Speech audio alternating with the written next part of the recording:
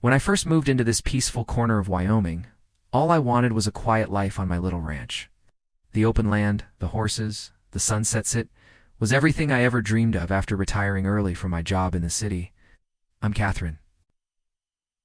Just a plain English woman who worked hard all her life and finally bought her piece of freedom. But if there's one thing I've learned, it's that peace doesn't last long when you're dealing with power-hungry folks hiding behind polished smiles and community boards. It started with a letter neatly folded, official-looking, and cold as stone. The Homeowners Association, or HOA, demanded that I sell my ranch for less than half its worth. No negotiation, no reasoning. It's just pressure. According to them, my property didn't fit the aesthetic of the surrounding developments. Never. Mind that I'd lived here long before their cookie-cutter houses and Pinterest-style fences popped up. I wasn't just the odd one out. They saw me as a problem to erase. What they didn't know, and what made me sit down with a hot cup of tea and a sly smile that morning, was that years ago, I'd quietly purchased the land lease underneath their entire subdivision.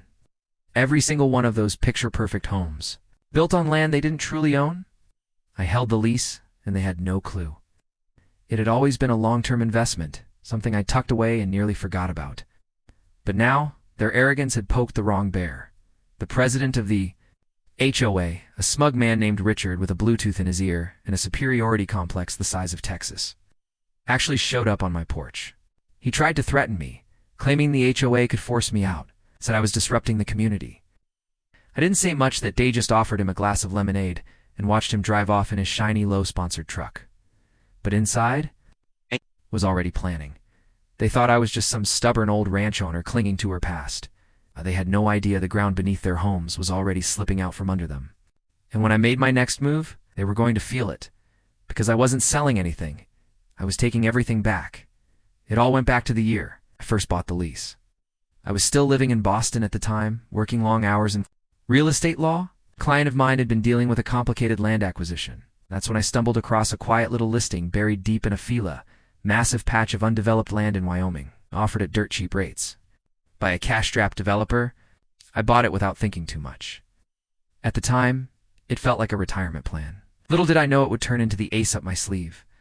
Fast forward 10 years, and that same land is now home to a sleek little community, complete with backyard, fire pits, HOA, approved mailboxes, and freshly paved sidewalks.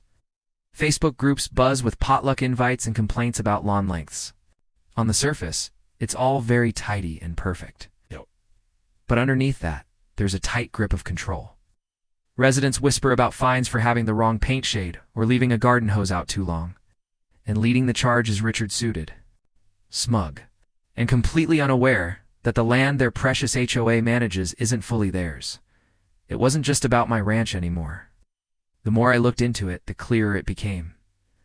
The HOA had been throwing their weight around, not just with me, but with almost everyone in the neighborhood.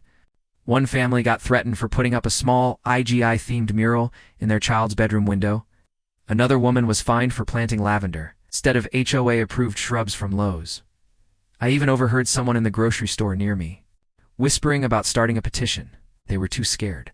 That's when I really started digging through my old files, lease agreements, renewal clauses, land boundaries.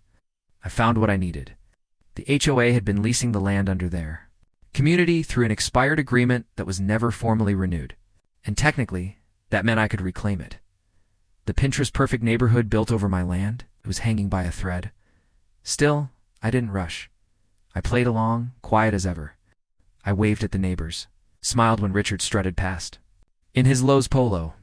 But every evening, after tending my horses, I sat at my desk, going through documents, outlining a plan, and getting ready. Because they were about to learn that owning a house doesn't mean owning the land it sits on. And I wasn't going to just evict them, I was going to watch their entire illusion unravel. The deeper I got into it, the more tangled things became. I found myself on late-night Reddit threads, reading stories about other people's run-ins with overbearing HOAs. Turns out, mine wasn't the only community where things had gotten out of hand. Still, most folks just rolled over and paid their fines to avoid the hassle. That wasn't me. Had time. I had patience, and most importantly, I had leverage. One evening, I was walking my property line when I saw a group of kids from the subdivision riding their bikes near my fence. I waved, and one of them, Mason, I think his name, was called out. "Hey, Is it true you've got horses?"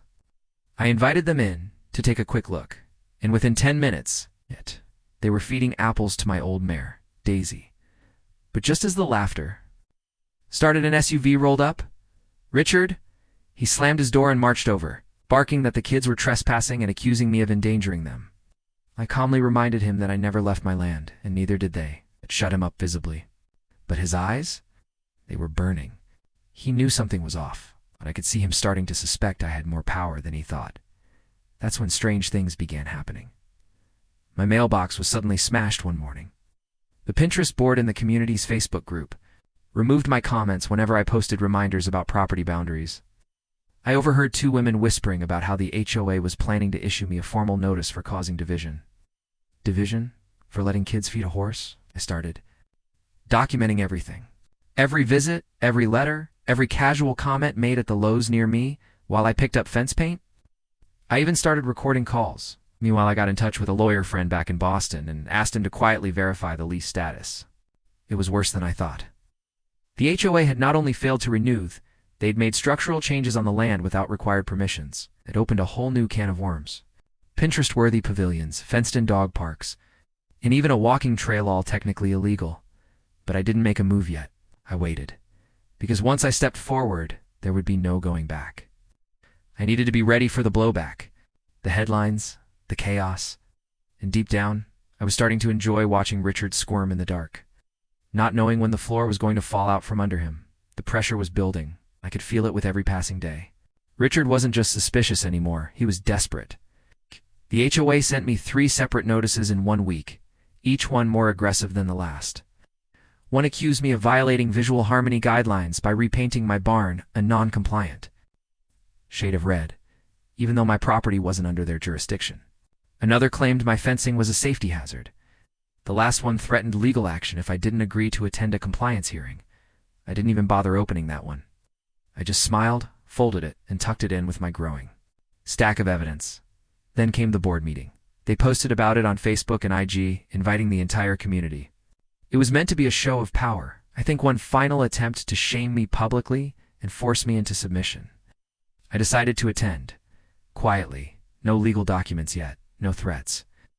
Just me, my boots, and my steady little smile. The community clubhouse was full when I walked in. People glanced my way with mixed expressions. Some uncomfortable, a few even sympathetic. But Richard, he stood at the front like he was holding court, flipping through pages and adjusting his Lowe's logo, buttoned down every 5 seconds. He launched into a speech about preserving the character of the neighborhood, throwing around words like unity, standards, and compliance. Then he motioned toward me like I was the villain in a courtroom drama. I didn't interrupt. I let him talk, let him dig his hole. But what he didn't expect was that I'd brought copies of the original lease, highlighted, signed, and sealed. I had them tucked neatly into my bag, waiting. Just in case. Back at my ranch, things got worse. One morning, I found my gate wide opened. Daisy had wandered halfway down the road. Another night, I spotted flashlights near the edge of my property. I called the sheriff, but by the time they showed up, whoever it was had vanished. It felt like the tension could snap any second. Rumors were flying through the Facebook group. People started stopping me at the local coffee shop, whispering things like, "Is it true you own the land? Or are we in trouble?" They were beginning to realize something. Once the truth came out, nothing in their tidy, Pinterest-perfect world would ever look the same.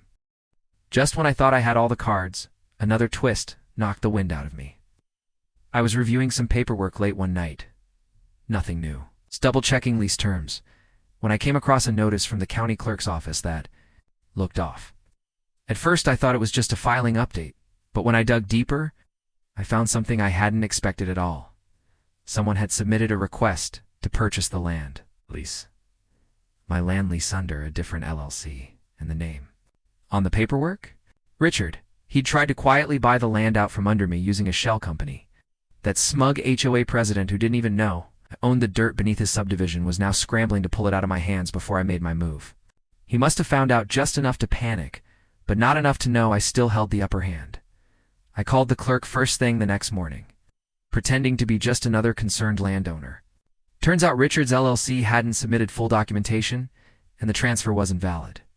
But it shook me. It was getting reckless and that made him dangerous. If he was willing to forge or misrepresent legal documents, what else?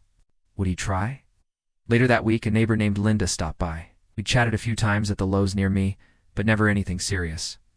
This time, she looked pale and shaken, but she handed me an envelope. "Don't tell anyone I gave you this," she said, glancing over her shoulder. Inside were screenshots from the HOA Facebook group, secret thread, private, members only, and they're plain as day. Her comments from Richard and 2 board members plotting to turn the neighborhood against me. They were spreading lies that I was trying to demolish homes, that I was going to charge outrageous fees, even that I was connected to shady Pinterest land scams from the East Coast. It was slander. But it was also fear. The HOA wasn't just scared of losing control, they were scared of me, because if I went public, their entire operation could collapse. The fines, the threats, the social control, it all depended on people believing the HOA was untouchable. But now people were starting to ask questions. And Richard's secrets weren't just buried under legal papers anymore. They were leaking into every coffee shop conversation, every IG story, every whispered word on a quiet walk through the neighborhood trail. The storm broke on a Thursday morning. I filed the official reclamation papers with the Croute County quietly, cleanly, and with every legal thread tied in a bow. With Richard's attempted land grab on record, and the HOA's lease expired for over a year, the law was firmly on my side. By noon, certified notices had been delivered to every homeowner in the subdivision. They weren't eviction letters, not yet, but they were warnings. The land their home stood on was no longer leased to the HOA. As of that day, I held full rights. Panic spread faster than wildfire. The neighborhood Facebook and IG feeds lit up posts about people calling lawyers, posting questions like, "What does this mean for our mortgage? And can someone really take our land?" Richard went live on video trying to spin it, claimed it was a clerical mix-up, that the HOA was in negotiations with a mystery landowner. But people weren't buying it anymore. They remembered. The fines, the bullying, the whispers, now they knew the truth. I wasn't just some stubborn woman with a horse eye, was the one holding the ground beneath their feet. Later that day, I got a knock at my door. It was Richard. He looked like he hadn't slept in days. No suit this time, just jeans, a windbreaker, and a twitch in his left eye. He didn't ask for lemonade this time. He didn't even make eye contact. He just handed me a settlement offer, an absurd one. He offered to buy the lease for a quarter of what it was worth, asked me to sign a silence clause, and in exchange, promised the HOA would leave me in peace. I didn't say a word. I just slid the folder back across the table and let him walk out, shoulders sagging like a man who finally realized the fight was over. But here's where it twisted one last time. The next morning, I received a call from a real estate investment group out of Denver. Turns out, they'd been watching the HOA mess unfold through local news and Reddit threads. They wanted to purchase the land from me at full value, plus a generous bonus. If I agreed to let them redevelop the property, it wasn't just the HOA. That lost everything. The entire neighborhood was now on borrowed time, and me. I was finally ready to sell. On my terms, I didn't rush into the sale. I took my time, had my lawyer go over every detail with the investment group. They weren't some shady operation trying to slap together another HOA nightmare. They wanted to build a more open community with flexible zoning, small shops, and even green space for horses and urban farming. I liked the sound of that. Right. Felt more honest, more real. Word spread quickly. The HOA crumbled almost overnight. Richard resigned before a single shovel touched the ground. His final email, leaked to Reddit, of course, was a desperate, half-bitter apology, blaming unforeseen legal complications. Homeowners started packing up, some angry, others relieved. One couple even stopped by my ranch to thank me. Said they'd felt trapped for years, constantly fined and shamed for the smallest things, like having too many flower pots or painting their porch the wrong shade of blue. Linda, the woman who'd shared the screenshots with me, moved to a nearby town. She left a note in my mailbox. "You didn't just win, you freed us." I stood by the fence one evening watching Daisy graze as moving trucks rolled past on the old gravel road. The same road Richard once used to bark orders and flex his imaginary power. The irony wasn't lost on me. A month later, the deal closed. I sold the land for more than I ever imagined, enough to buy another ranch out in Montana, where the land stretches farther than the eye can see. And HOAs are just something people complain about on Facebook. Before I left, I donated part of the money to a legal aid group that helps homeowners fight HOA abuse. I figured someone else out there could use the same break I had. Looking back, I never set out to take anything from anyone. I just wanted peace. Space. A little corner of the world that was mine. But when people try to push you out, when they underestimate you, sometimes the only thing left to do is push back harder. And in the end, I didn't just protect my land. I reminded them that no one, not even a polished, rule-obsessed HOA, is above the truth, especially when the truth stands on solid ground.